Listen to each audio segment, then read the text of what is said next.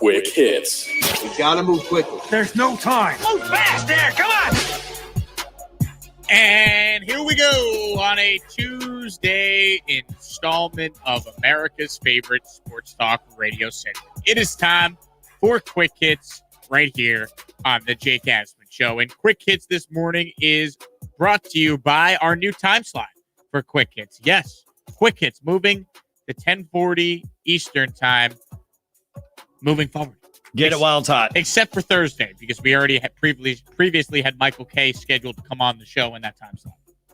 But for now on... So it's brought to you by 10:40 Eastern? It's brought to you by the time, 10:40 Eastern. 10:40 Eastern and 47 seconds. All right. So there you go. Ron, we're going to start with a very special story that's very near and dear to my heart. I know it is. Charles Barkley yesterday was on, TNT. American legend. Inside the NBA. And Charles Barkley wanted to stop the postgame show to give a shout out to someone that saved his life. No, not that far. But to someone that made a huge difference in his life and did something that I don't know if everyone would do. This was the Chuckster yesterday. Can I give a shout out? It's important. Yeah, yes. I want to give a shout out to a guy. He's a Georgia Bulldog. Hey. His name is Matt Powles. I hope I'm pronouncing his name correctly. I lost my wallet today, Ernie. Mm-hmm. And Matt Powles, Pyles, I hope I'm saying his name right, he returned it. Yeah. He got in touch with TNT and gave me my wallet back. And that was really awesome. I lost it at Chipotle. Yeah. And I didn't even know it. You still carry a wallet? Yeah. Are you like the only person in the world that still carries a wallet? Yeah. Ernie, why you lose your wallet? My story. We use a wallet.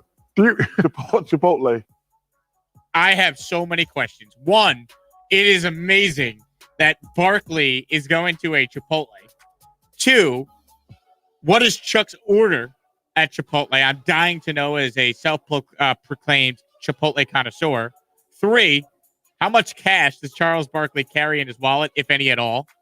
Four, when Chuck finds this guy, does he give him a lot of money? Like, what's the gift? What's the reward? Does he give him a tour, like, inside the NBA one night? What does he do for the guy that found his wallet?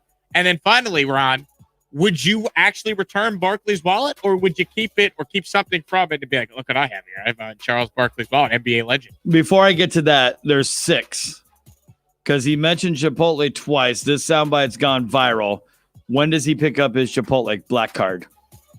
Man, they are going to give him one so quick. Oh, you kidding me? If he doesn't already have, maybe he already has it. We don't even know. Yeah, maybe that was in the wallet.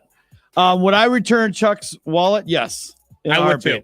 Because you get to meet him. It'd be awesome. But I would return other people's wallets as well, because having had lost a wallet before and then another time, like recently, I mean, I'm talking like a couple months ago, I left my wallet in a shopping cart, went home, didn't realize that I didn't have it until the following morning. Went back to the grocery store that it was there, and somebody had taken my wallet and turned it in. Because you and I both know, and everyone knows, like the worst thing you could possibly lose is your wallet because of all the things you have to replace inside your wallet. Losing a wallet, I wouldn't wish that on anyone. It is brutal. All the things you got to replace, all your debit, credit, license, like health insurance, dental insurance card. It's my Randall supermarket card. Then it's the cards you don't remember that you had in your wallet that don't come up until later. And you're like, Yep. And then on top of that, when your new card is issued and say you had a bill that just automatically debits from that card. The worst. Because it's not tied to your checking. It's tied to your card. That's the worst. And then you got to and then you get late payment notices. You're like, oh crap, I forgot I have auto pay on for this, for that. And then losing a debit card, losing a wallet stinks. Specifically, the worst part about it though has to be the debit card for what you just laid out. And then, in today's world, I'm sure a lot of people carry their vaccine cards in their wallet now. So you're losing your vaccine card, which is a mess to try and replace. Oh, you can't replace it. And can we? You gotta get 2 more shots if you lose your vaccine card. And can we throw Ernie under the bus a little bit? Little bougie Ernie going, who carries a wallet? Does Ernie Johnson not carry a wallet? I guess not. I mean, who doesn't carry a wallet? People don't carry wallets now? I mean, I guess a lot of it, you can do, Apple Pay or, do auto pay on your phone and stuff like that. But you still need to have a hard license. Yeah. What about exactly driver's license? I mean, I guess, I don't know. Maybe you and I aren't part of the hip crowd. No, I'm team wallet, man. There'll never be a time when I'm not rocking a wallet. All right, let's get to the more important story though. Here, Chipotle. What is Chuck's order at Chipotle? We need to get Barkley on the program. I have tried before. I do not have a direct contact for Charles Barkley. I have tried. I'm still working on it. That's if you say Jake, who's someone you want on the show that you haven't had yet? Charles Barkley's near the top of that list. So I'm working on it. We need to find out what his Chipotle order is, and then I can maybe coach him up and tell him how to maximize that Chipotle order. I'll give everyone another tip, by the way. What do you assume it is? Chuck's got to be a double chicken, double steak guy. I don't know if he knows the half and half trick that they give you the same amount of each, so you always go half and half. Duh. I'll give you another tip though. If you're getting a Chipotle bowl and you're getting it to go, a lot of times what happens is if you want, let's say, standard bowl, let's say half chicken, half steak, some brown rice, little black beans. All right, now we get to the pico area, the pico, the guac, the cheese, the corn, all that. What you want to do when you're ordering your Chipotle bowl is have them put the guacamole on first before the cheese. If you're not getting lettuce, ignore this. All right, if you're getting lettuce, then you can do whatever the heck you want because the lettuce covers everything and it doesn't mess up your bowl. But if you're ordering your Chipotle bowl, a lot of times when they put the cheese on first and then put the guac over the cheese and then you get that to go, when they mix the bowl and put the cover on the bowl, the guac sticks to the top of the bowl, which is a mess. So what you do to counteract the guac getting everywhere on the bowl and not being properly segmented into the Chipotle bowl is you have them put guac on first, then put the cheese over the guac. So the cheese is a shield over the guac in the bowl. That way, when you then mix up your bowl and open it, the cheese is up at the top. It easily falls back down into the bowl instead of the guac sticking to the top of the bowl, which then creates an unnecessary mess.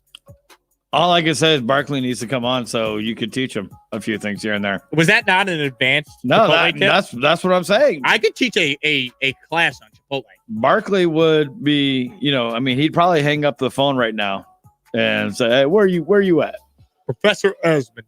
Yeah, I'm the professor. Meet me at the nearest Chipotle.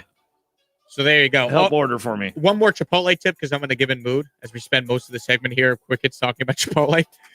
If you're getting a bowl, right, and you want double chicken or double steak, I'm personally a half and half guy, but I know plenty of people that love the double meats. What you do is you say you want chicken or steak, all right? So let's use steak as the example.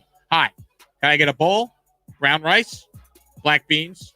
They go, do you want chicken or steak? You say you want steak. Let them put the first scoop in the bowl. And then you tell them, oh, actually, I want double steak. So now you hold them accountable to give you the same size scoop they just gave you for the single scoop, because it is proven that when you go to Chipotle and you say you want double, subconsciously they're thinking about, oh, it's double. Like they're going to put a little less on each scoop than they would if it was a single scoop. So you tell them you want steak, and then after they put the first scoop in, you then say you want double. So then they have to put the exact same size of scoopage into the bowl. And you then have maximized your double steak or double chicken. You're welcome, America. I'm here every day, 9 a.m. to 11 a.m. Eastern time. You're welcome. Ron's shaking his head like, damn, this guy knows all the tricks. I have no words. It's incredible. So there you go. We're working on Barkley. We will make it our goal on this show to find out what his Chipotle order is. Let's talk NBA, actual things that happened on the court. We mentioned it last hour. Hawks beat the Sixers 103-100. Trae Young last night, 25 points, 18 assists as he helped his team rally from a double-digit deficit to even up the series. This was Trae Young afterwards saying it's a brand new series now, baby. Any win can change momentum, and any win can spark a team's energy and really get a team going. So hopefully this really gives us a little bit more momentum and more guys are ready to go in to Philly and take care of business. It is a brand new series, best of three. Hawks are going to have to win one of these games, though, on the road if they're going to win the series. Philly, of course, will get Game 5 and Game 7 potentially at home. Hawks did what they had to do, right? They couldn't go down 3-1 and lose both games in Atlanta. So they bounce back and they pick up the win last night. And look, Trae Young was great, but you just wonder about Joel Embiid. 0 for 12 in the second half. Did not look right. Talked about on that layup that he missed at the end. They didn't have the lift he normally would have. He was playing with a torn meniscus. So that is a serious, serious injury. And we shall see if, that impacts him going forward. He did not look right last night. All right, let's skip ahead now. Let's talk about Trevor Lawerence. Trevor Lawerence is practicing with the Jaguars. Trevor Lawerence is not practicing with the Jaguars. Urban Meyer says they're being very careful with a hamstring injury that Trevor Lawerence is dealing with. This was the Jaguars head coach on his quarterback. If we had to go, we could have went. They're being our trainers and Shadi are being a little cautious because right now, when you're a month out, hamstrings, you yank a hamstring out, you're going to miss early part of training camp.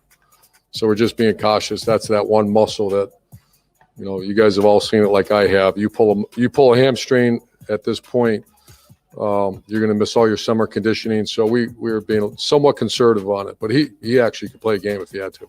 Okay, he could play a game if he had to. You hear that? He could play a game if he had to. Is he the starting quarterback, though? Or is it Gardner Minshew? He's the starting quarterback. Gardner Minshew even went as far as cutting off his glorious mullet, and he's still just going to be backup role. I'm surprised they haven't traded him yet. You know what? Maybe that's a midseason thing. Or before the season. Someone gets hurt in training camp. If I'm the Jets and I need a backup quarterback, I'd bring in Gardner Minshew. If you can't get Nick Foles, and you didn't want to sign Nick Mullins, if I'm the Jets, I'd sign Gardner. I would trade for Gardner Minshew. Trade Jacksonville, 7th round pick, and get it done. Yeah. And if I'm the Jaguars right now, I have no issues with them having kid gloves on Trevor Lawerence. I mean, this is just mini camp. It's June 15th. Yeah, you don't need Trevor to go out there and trying to prove anything just yet. Speaking of Trevor, this was Trevor Lawerence on what his plan is for training camp. Yeah, I want to just master the offense. I want to have, complete control and know everything and be comfortable. I mean, you can't really play free and play really well if you don't know what you're doing. So that's the goal, is just to master the offense by the time training camp comes around. So in training camp, we really can focus everything forward on being the best team we can come August 14th and then going on into the regular season as well. So that's the plan. He wants to master the offense? Bro, you're a rookie. You're not going to be mastering anything as a rookie. Come on, man. I don't know, Ron. I'm already down on Trevor Lawerence. Nah, you're not down on Trevor Lawerence. Zach Wilson would never say that. I like the gumption. Of course, I mean, you know what? It's almost a no-brainer. I'm sure Zach Wilson asked the same question. He'll say, yeah, I want to master the offense. Who doesn't want to master the offense? Well, every quarterback is going to say, I want to master the offense. There's only two that I can think of that actually have mastered the offense, and one is named Brady. The other is still searching for a team, I think, and Aaron Rodgers. You don't think Mahomes has mastered the Andy Reid offense? Okay, I'll throw Mahomes in there.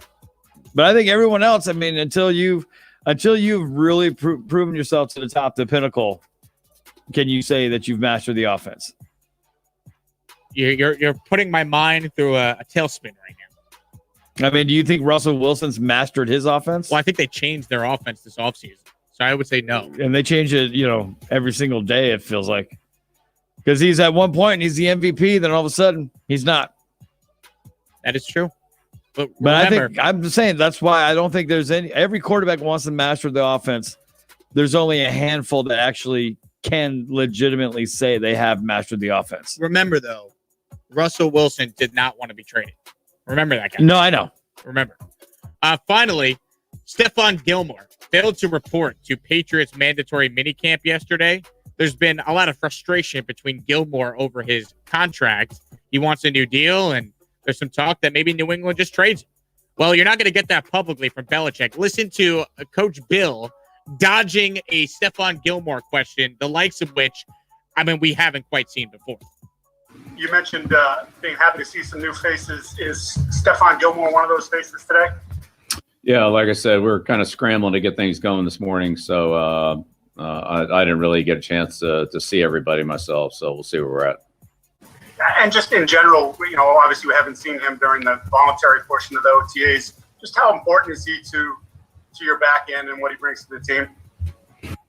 Yeah, well, there's a lot of players we haven't seen in OTAs, and it's all the players are important, and like to have all of them. What a job by Bill there. I mean, would not give the New England media anything. He will have a bust at Canton, not for his coaching, but just for his press conference abilities. I mean, it never changed, Bill. I mean, you talk about dodging a question. Acting as if he was too busy to realize one of his best players wasn't at a mandatory minicamp. Come on. I'll play along, though. That wraps it up for Quick Hits here on the Jake Asman Show. Coming up next, we wrap up our show for a Tuesday here on Sports Map Radio. The middle.